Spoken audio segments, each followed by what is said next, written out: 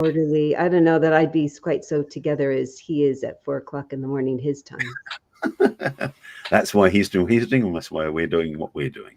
We're happy that it's 1 o'clock in the afternoon for us. Indeed. Hi, this is the newsstreamingnetwork.com, WGSN-DB, Going Solo Network Radio, TV, and podcast #1 internet singles talk network. This is Let's Talk Dating with Christine and Barry. Hi, Barry. Hi, Christine. My tongue untied. That's funny. I was having a conversation yesterday, but the two of us were having such a funny time on the phone because we both kept getting tongue-tied, and we just kept laughing about it. It was really funny. Happens. Yeah. So today, I think people don't even know to think about this and talk about it until it happens. And then there's hurt feelings and misunderstandings. So today we're going to talk about how do you celebrate special occasions? Because I have found personally, and certainly professionally, before I started talking about it and asking about it, most people that care think everybody cares. And they think everybody cares the same way they care. Right. And the people that don't care don't think about it. It is kind of, when you don't know, you don't know. When you do know sort of thing. It is that sort of feeling. Yeah, absolutely. I think this is definitely one of those subjects.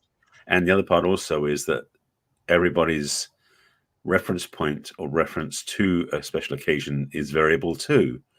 So that in a couple, which we're going to get into, of course, is that one person who may have gotten a family where they didn't celebrate anything, so think that's normal, partners up with somebody who's raised in a family where they celebrated everything and thinks that's normal. So the two normals don't match, which is one of the challenges. So yes, this could be a fun topic. Yes, I think so. So I have a story that when I was a really new coach, I'm sure it was my first year or two as a coach, I ended up with this couple that she was ready to break up with them. I'm like, well, okay, tell me what. Because her family made this huge fuss about birthdays from the moment she opened her eyes, and phone calls and cards and presents and, to what do you want to have us make for dinner? And do you want to do something special out with the family? It was just the way it was done. And he was raised with a family that he felt, because I said, well, how did you feel about your birthday? He goes, I felt very cared about. He goes, I knew at dinner there'd be a card and a present. And it always felt very special and thoughtful. And so that was fine with him. And so that's what he was doing for her. And she was just fit to be tied because nothing happened during the day. And it was as if she thought he had forgotten all about her birthday. Yeah. I mean, it's funny because this is, in a way, it's almost the same as love languages in a sense, because we're talking about here is different reference points. And in fact, I'm going to take this bigger for a second, more meta, so to speak, in a sense, because one of the things people don't often do when they fall in love with somebody, one of the things, there's plenty of things we can talk about, but one of the things is that we don't necessarily match or check to see what of our reference points match with each other. And celebrating special occasions is one of those reference points that we don't even think about half the time, unless there's you're dating around Christmas time when you first meet, or their birthday falls right after you started getting together with each other. Then it might become a bigger deal. But if it happens a while into the relationship, it is so challenging sometimes to not fall into the default behavior we were raised with, or celebrate with. So when a partner has that special occasion show up, it's probably more important when it's birthdays as much as it is for a Christmas and anniversary type things. But when it's a birthday situation, because only one of the people in the relationship is getting honored, so to speak, at that time, is that the other person, because we think that's the way it's normal, like you said, it's like, he thought one was one way, she thought something else, is we have this discrepancy or this imbalance in a way about what celebration means. So as much as we talk about this topic sounds so simplistic, there's a lot to this. And oh gosh, why was she going to break up with him just because he hadn't recognized her birthday? Because this was a way that she felt cared about and acknowledged by her family. I mean, one of many ways. She just was sure he didn't care and he didn't love her, and that she really wasn't that important to him, because so much of it had been built around it in all those years she was growing up. So that's why it's so important. You know, you and I talk about figure out who you are and then tell the other person. Because the other thing I hear often from women is he never gives me anything I like. Mm. He only gives me things he wants, like lingerie. That's usually the end of that sentence. Right. And they say, so have you ever told him? I shouldn't have to tell him. Bingo. I've kind of hinted and I've told him things that my friends have gotten me. Like, well, how's that working for you? Because it doesn't work well at all. No. The other complaint I hear is he never wraps them. He just sticks them in a bag. Did he buy you a present? Did you like it? But he didn't wrap it. Does he know you'd like him to wrap it? No, everybody wraps presents, doesn't everybody? I take pride in my presents I wrap. Mm. Or he didn't buy me a card. Or he didn't write in the card. So many parts of this. Oh my gosh, it's really a challenge when it comes around. Even, you know, we're going to talk about lots of different kinds of occasions, but birthdays, for the people that it's important to me, I am a member in good standing of that. I so like a fuss about my birthday. We like a fuss. We like a fuss. And I had to learn the hard way, and I'm really good at it, telling everybody a couple weeks before and on the day, because I just go shopping and go, they go, something will come up and I go, did you see it? It's my birthday. I'm like, oh my God, happy birthday. And I'm happy to get a bunch of birthday things because my family always made a big fuss. I was that same kind of person that people made fusses about my birthday. And I happened to marry somebody who loved making a fuss about birthdays and liked to fuss about his birthday. And not more people are like that. And I did tell him when he told me, he says, you know, I'm going to be really hard to buy for because I just buy stuff when I want it. And I said, haha, I'm a really thoughtful person and I can figure it out. And so he was always surprised at what I gave him that nobody else could. Mm-hmm. And I told him right away, I said, I like flowers. I love getting flowers. And I love getting cards that are written in. So I have a box of cards that every card he wrote in because he's the kind of person that probably would have done it. And because I said this is a big deal to me, he made a point of always writing something special. He would pick out the card that had his sentiment and then he would add things to it because I voiced this is really important to me. Right. So ladies, please figure out what you like and what you don't. So then there's the opposite. I truly know women. I look at them askance and I know they're telling me the truth. They don't want a big fuss. They really don't, for a whole bunch of interesting reasons. So you need to say that too, because then they meet somebody that likes to make a fuss and they're like, but I don't want a fuss. So tell him what you would like instead. Would you like him to wish you happy birthday, or would you like him to buy you a present? Would you like him to do something special for you? Tell him how you would feel recognized about your birthday or nothing. And I know 2 women right now who have said out loud to me, I don't like getting presents. I don't like getting presents. I'm happy to go do an experience. I don't want to get a present. I will just buy whatever I want. And boy, people like me, only I believe them, but people who like getting presents go, really? And you're not going to let me give you, and I really want to give you a present because I like giving presents and I like getting, it was a whole interesting conversation. Oh, I know you got something to say about this. A couple of things. One of which is interesting, who the person who is giving gets frustrated that they can't give what they want to give versus what the person receiving wants to receive, which is one thing. Second part, and I want to break this down too. And this is because you said about how the women don't want presents and, you know, tell them. It's like, here's the thing.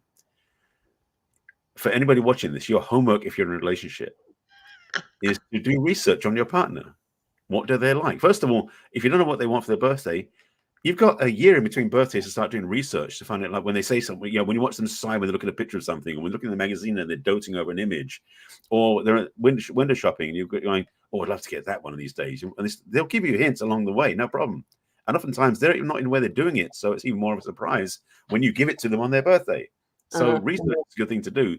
The other part, and what also, this is one thing I had to learn for myself, is to make notes. Because the thing is, I have discovered, and this is something, and this is a quick sidebar, is that there's there's a book called Getting Things Done by David Allen. I studied with David Allen back in the 80s. David Allen's a well-known like business and efficiency expert, something like that, and also how to do strategy and management. But the thing he said, one thing he said, which I loved, was I was in a seminar with him. This is going back in the 80s, and he said, always write things down. This is before smartphones. This is when you had day planners and physical calendars.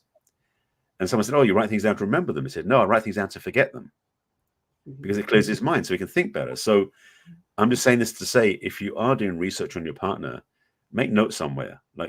Nowadays, everyone's got smartphones. I have my notes app on my phone is full of so many useful things that I keep for myself, including recipes for cooking and also information from my new book, that sort of thing. They're all in there. So making a note for your partnership is important enough to make notes about, oh, when we're in the store, she liked that thing, write that down.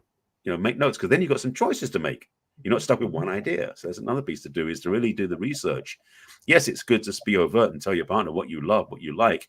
And yes, have a conversation at some point in the relationship about what your birthday experience was like in the past, because then your partner gets a clue. Yeah. Yeah. So I like that you picked up on but the giver really wants to give and the receiver doesn't. Very clear, yes. and how do you reach a happy medium? How do you reach it where both people can be happy enough? I really want to give you something. You really don't want something. What can we do? How do we work this out? Could it be an experience for both of us? Could it be, I could give to your favorite charity? How do we work this out? Because I had lunch with girlfriends yesterday, and we were both, because I just purged a lot of stuff, and they said, oh my God, I don't need more stuff. I mean, when you get to be this age, over 50, the last thing we need is more stuff. I mean, really, we're trying to get rid of stuff for our own breathing space. And plus, if anybody's had to deal with their family's stuff after they died and you got to clean, oh, please. Oh, yeah. It's nice if you do it ahead of time. So that's the other thing. If you really don't want a thing, a physical thing, then what other possibilities are there that you could now come up with? That I have a favorite charity, or I've always wanted to do this thing. We could do this together. That would be really fun. And think about it that way, because I like giving presents. It is kind of hard when somebody says, no, thank you, because I really want to honor it. But could you come up with something else? Could we come up with something so that both of us could still feel okay? Even though I know it's all about you because it is your birthday. It can't be all about me. And right, I could feel that one coming. I got to say it out loud. You got to say it out loud, because it's a challenge to run up against somebody who feels so opposite, who both opposite people can feel just as frustrated and just as valid reasons for feeling frustrated. So how do you have it be at least less frustrating for both people? Absolutely. And I want to bring another thing up into this conversation, because you mentioned this thing about experience versus gifts.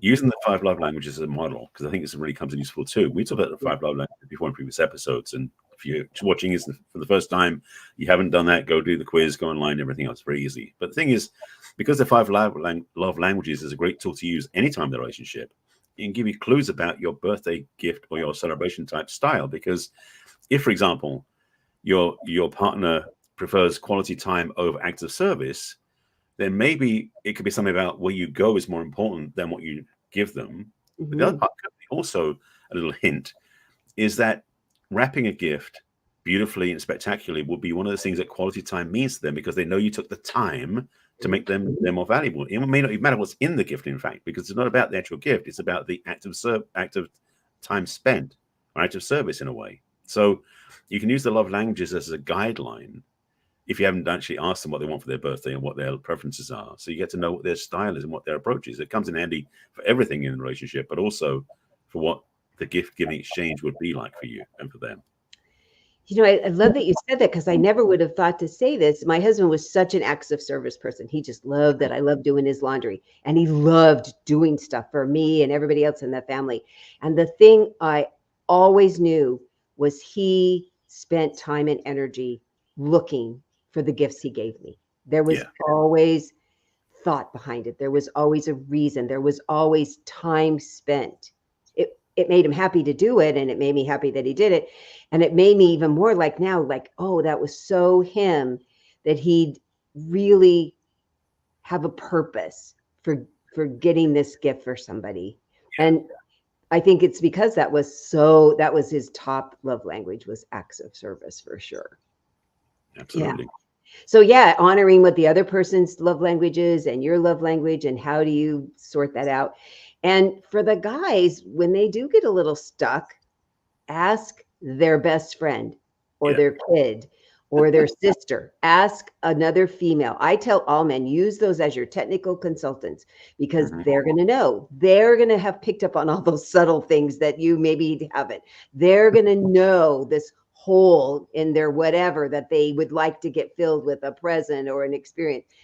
Ask the outside people. Yeah, I've had such success with that when guys come back, go, she loved what I got because I asked her.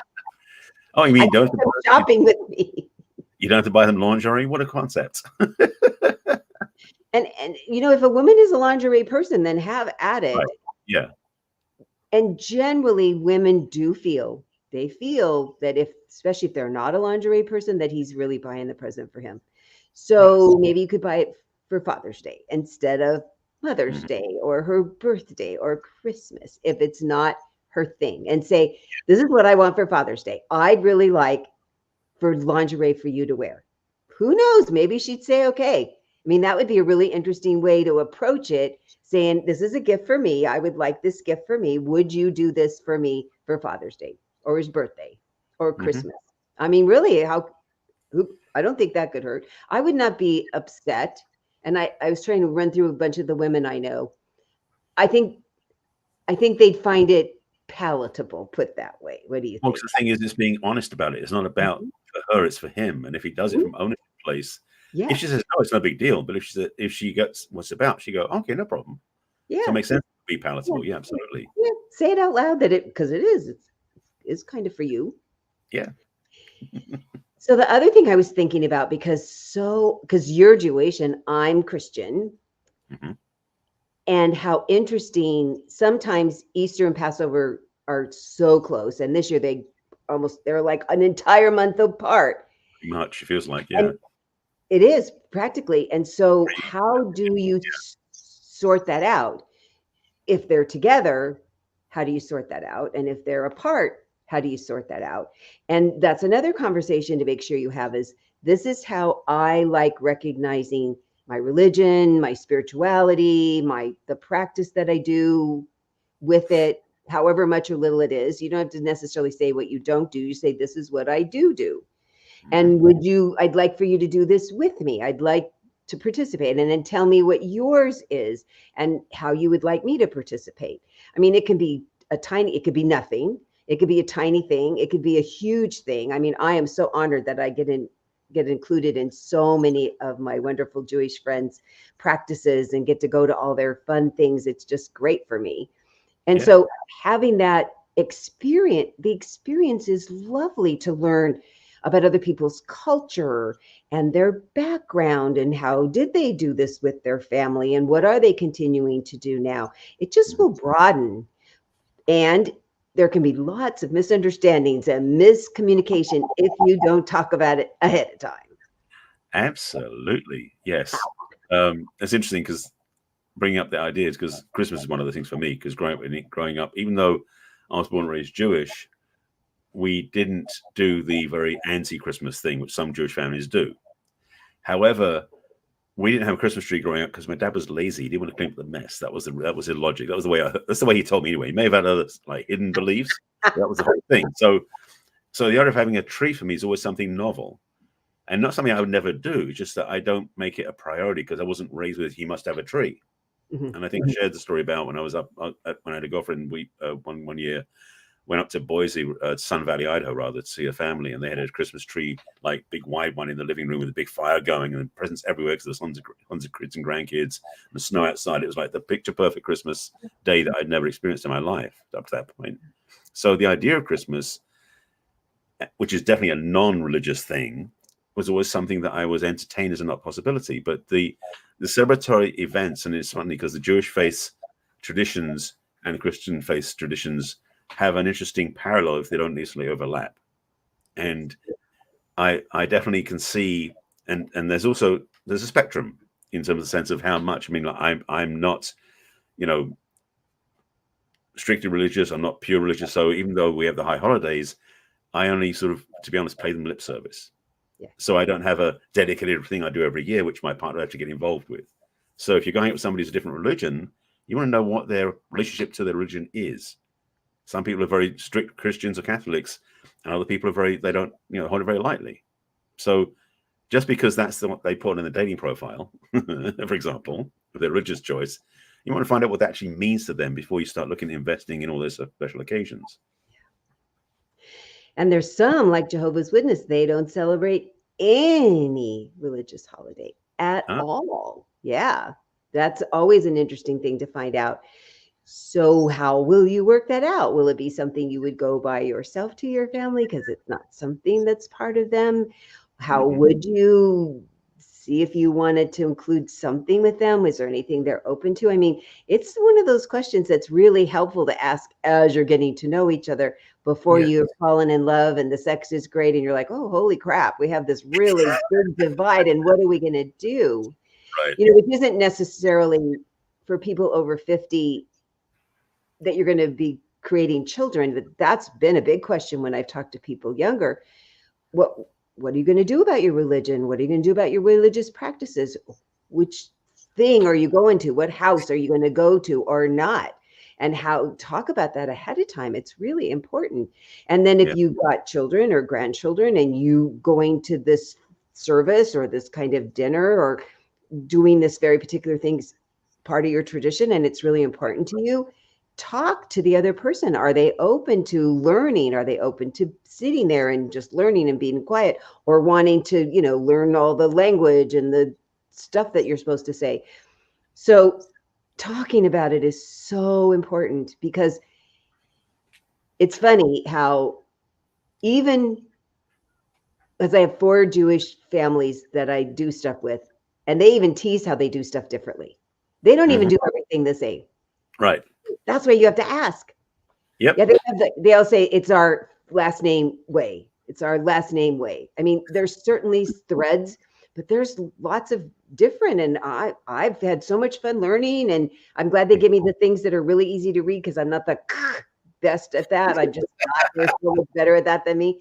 So that's really been a fun experience. If you don't take it personally and you go into it with an open mind and an open heart about it, and you can say, could this be something I could include in my life or not? Now that you've had a conversation about it and experienced it. It's funny, actually, on that note, this weekend and then over the last few years, I've been going to see some friends because I only family over here. But we're friends to a traditional like Passover. Well, it's not traditional, but it's an annual Passover gathering with their family, and they're all family's Jewish. But it's so funny because the kids don't want to do the Hebrew; they want to just do the English. Yeah. So compromise, and of course we do. It's so funny because the eldest part of the generation is much more like tradition. The middle generation, which I'm closer to, are like let's get the beer out, And it's always a great. Ryan's 11 is a great feast, and we have a great time talking and socializing. But it's the official steps we do through the process, and it's interesting because the kids are starting to understand it because they're now in their teens. But when they were in their pre-teens, there was definitely why are we doing that and why are we doing this and all this different stuff. Even though the book in the book translates it says we do this for this reason, it didn't resonate for them. No. So some of these things we do as traditions, I think, are losing their hold on a lot of people because we've outgrown them to a degree. Mm-hmm. Yeah, I think that's such a good point of how do you keep it with as much tradition as your family would like and make it palatable and user-friendly for the new people that are coming, especially people that weren't raised in the same culture as you. So figuring out what works for you. What things have you liked? What things did you not like in the way that you were raised and the way that things were celebrated? And how would you like it to be different? And you could talk to your partner about that. Gosh, I didn't like this part of that kind of celebration. And could we try this? I'd love to see if this would work for us and we could do this differently. The other thing that I think is so helpful is to be a little flexible.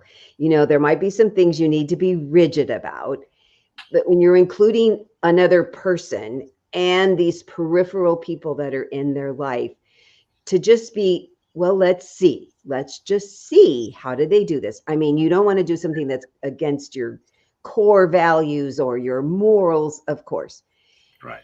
And it might just be, I have never thought of it doing that way. Wow, I wouldn't even imagine. It seems to be okay. It works for them. I'm going to just sit here and be quiet and observe. Maybe ask a couple of questions. Be flexible in that way to see, because if you're going to fall in love with this person and these peripheral people are going to be in your life forever, it's kind of nice not to be rancorous or make enemies. So to just ask, be open, and you don't have to agree with everything. You don't even have to go every time. At least experience it and see, can it be part of you? And then you can have an agreement of, okay, if I go do yours, then would you come do mine? Because it's going to be different for you too. And that could be really an interesting way of feeling cared about and showing another person that you care about it, being able to have some compromises. Because this is the subject that people I've heard so rigid, Absolutely. so immovable. And it's hard on the other person, because even if they're not the rigid person, they're up against this rigid person. And then you get two rigid people. Oh, holy crap, what are you going to do? Absolutely. Having that ability or recognition that if you're accommodating one, the other must be accommodated too. And to have the conversations. That's the other part too, is that this is where we get into the challenge of relationships, where we don't discuss things, where we make assumptions. And so in this conversation, we're talking about something very light in theory, special occasions. Yay, lovely. But the underlying piece of this is that how do we forget to communicate? How do we make assumptions about our partner and what our relationship should be based on what we were raised with, totally oblivious to what they want? So, I mean, this is a thread that's tying all the conversation about relationships. It's like, how do you accommodate? How do you understand? How do you communicate with your partner to find out where they stand and what they value and what's important to them as much as it is to you, so you can find common ground? Special occasions is one thread, but there's something piece of this that make sure you get it. This is really, and again, it sounds like a silly topic. How do you celebrate special occasions? Oh yeah, wonderful. But the bottom line is very simple: is how well do you understand and appreciate your partner, and how well do they appreciate and understand you? Because that's a massive piece of what relationships are about.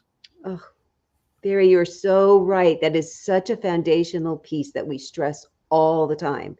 Right. And I would hope that maybe this could have a little benign to it. If people go, oh, what's a big deal? And then you start talking about it and it isn't so.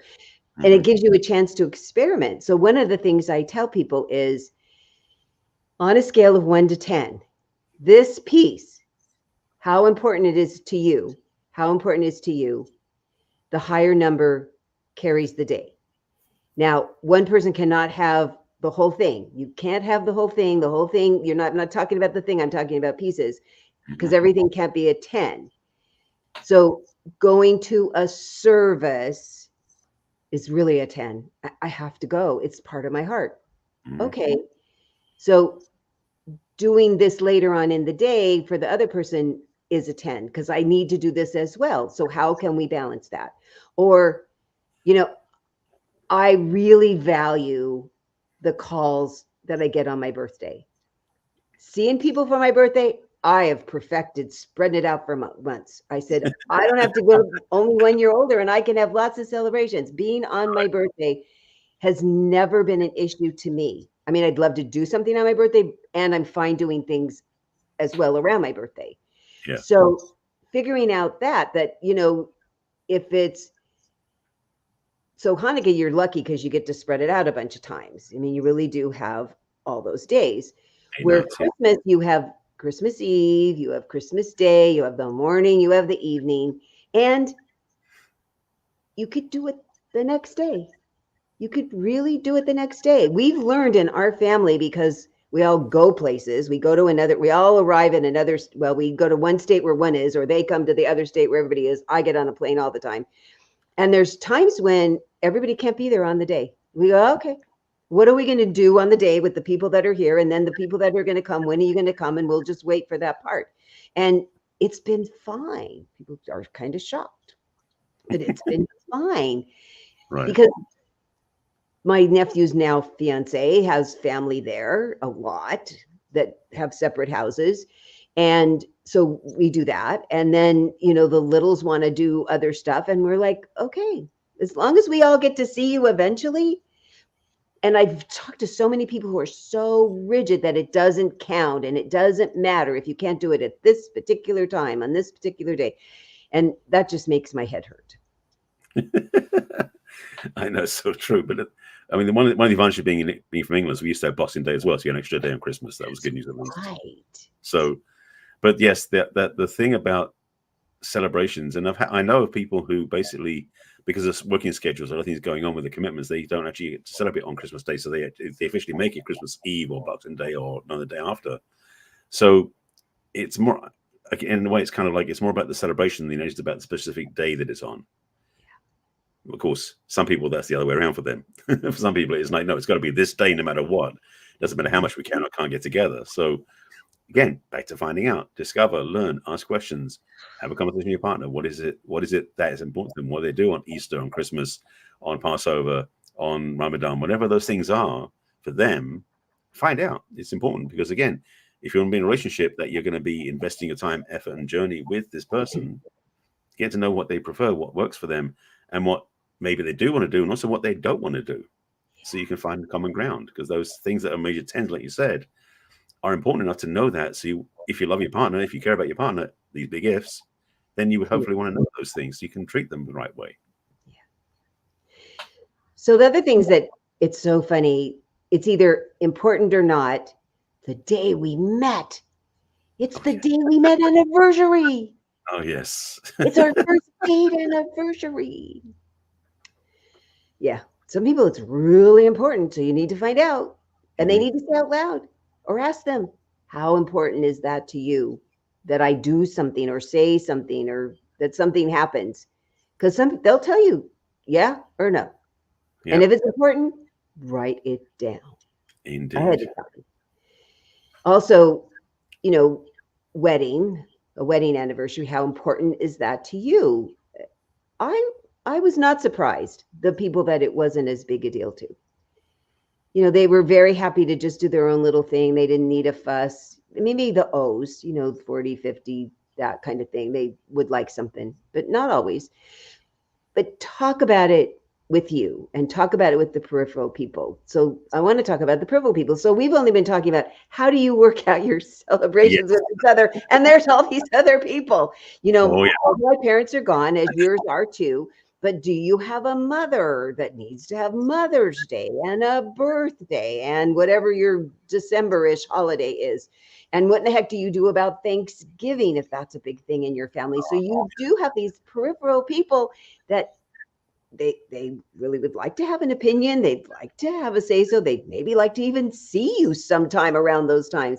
So to ask your person, your partner, how does your family do all that? You know, and like there could be like a lot of them or not so many. And the ones I know that have a lot, they'll often do a month. Whoever's in this month, we're going to do a thing for everybody that's in this month. And you all get celebrated in this month, because it's really hard to do the day. But some people really want the day. So you really have to talk about it. I guess the bottom line we're talking about here is have a conversation. Be grown up. Do your research. Yeah, find out what's going on. And this is the thing. I mean, I love this because this is definitely is a much bigger topic than, because when we first talked about this conversation, I was thinking, how are we going to talk about this? And I'm going, no, there's a lot more to talk about, which I love. So thank you for bringing it up. You're welcome.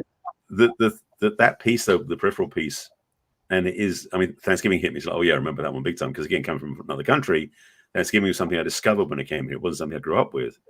And so watching the, what's the word I'm looking for? The manipulations of families and people. I mean, because I have friends I go celebrate with, and it's not being in a relationship for a long time, there's no partner to do it with. And so watching how these different families do things, because they get to swap around and try different things, which is kind of fun. And to explore how rigid, how loose, how friendly, how professional, how rigid the structure is, how set up they are, is fascinating to learn about too, because Thanksgiving isn't a religious holiday. Mm.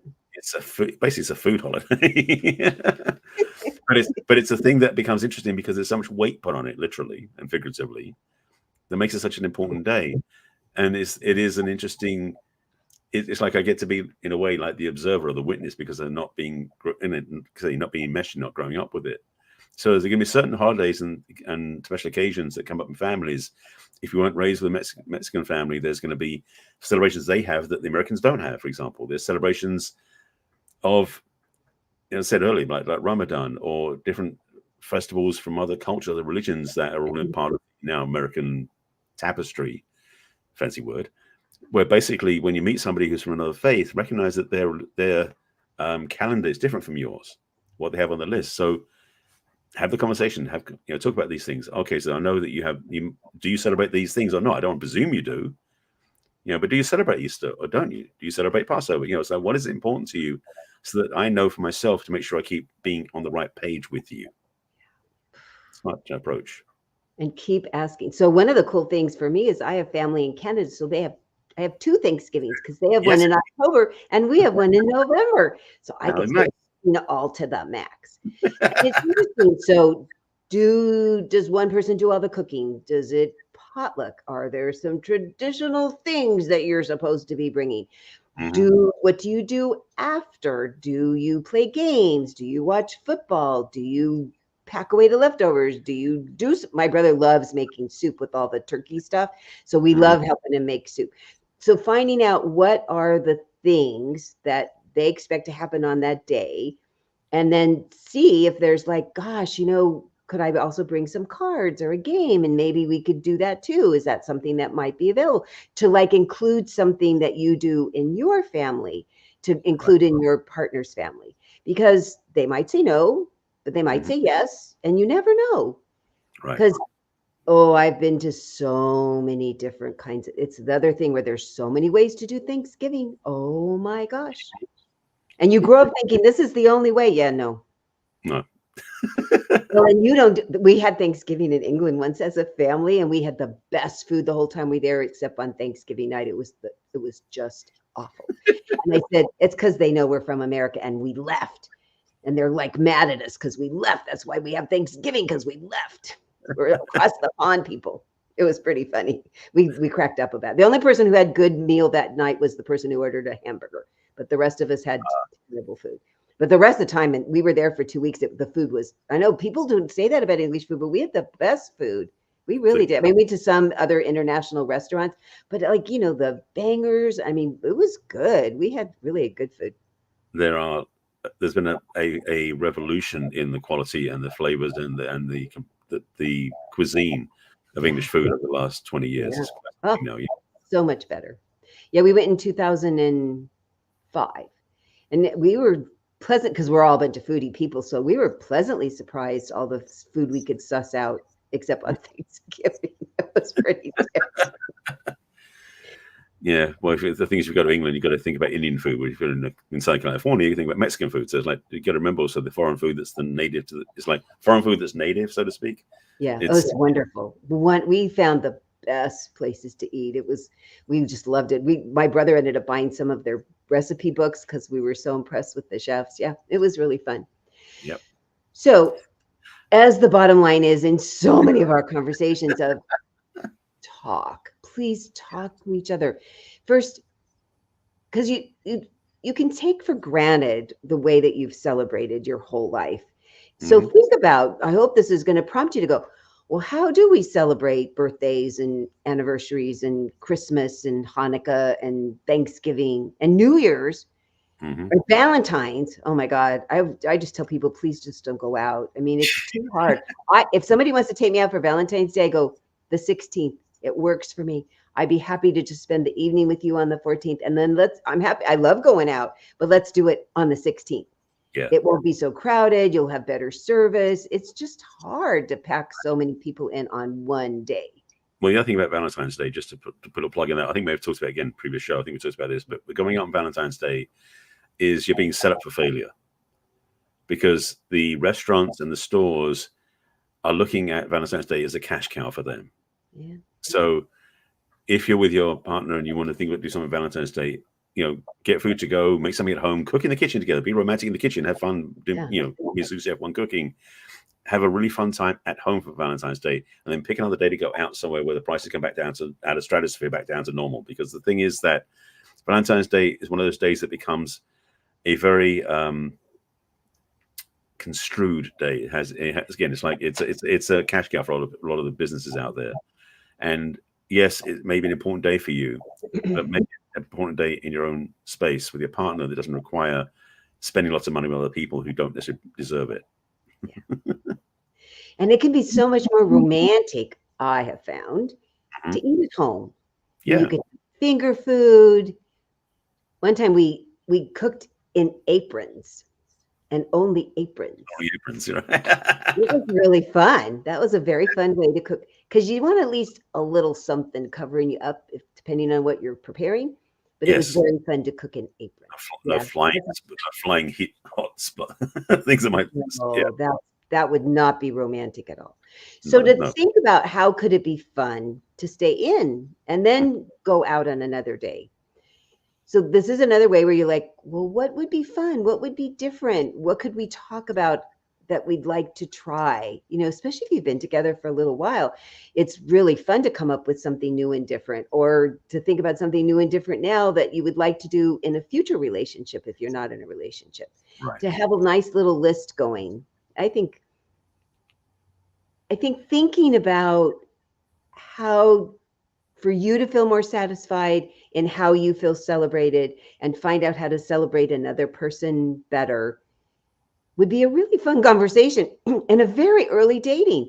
This would be something that wouldn't be off limits at all. How do you typically do this in your family and in your life? And what do you like? And what's been something you're like, that was an epic fail? I mean, wouldn't that be a fun conversation to have? I'm going to add that to my list. Yes, I made it to my list as you said that. It's like absolutely a good thing to do.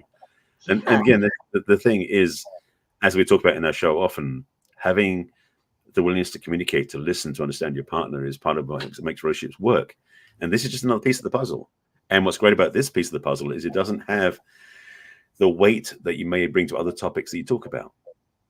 So to have this conversation early on in the relationship, especially if you are already committed to each other, so you can start navigating the journey ahead, not to presume you're going to be together in 6 months or a year's time, but at least to have that on the table so you understand what's possible and what you can really plan for, and then you can play with.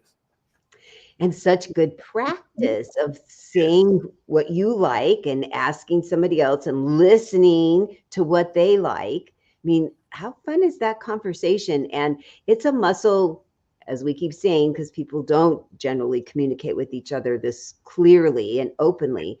It's a very safe way to start exercising that muscle. And talk to your friends about it. Ask them how they do this. You can practice on other people besides somebody romantic. Absolutely. There's a new approach we just brought up. I know. This is what we do. We always have new tools for people. Indeed. That's why we can do so many episodes, because we have so much information to share with people. We do. I think this is super fun. This was a really fun subject. I knew it was going to have lots of layers, and I knew you would get excited about it, because we love talking about how to have people connect, just feel connected. So that's why you can just have a conversation with anybody about, well, how do you celebrate because Passover's coming up? Or how do you celebrate if your birthday's coming up? Because everybody gets one a year, as long as you're still here. Yep.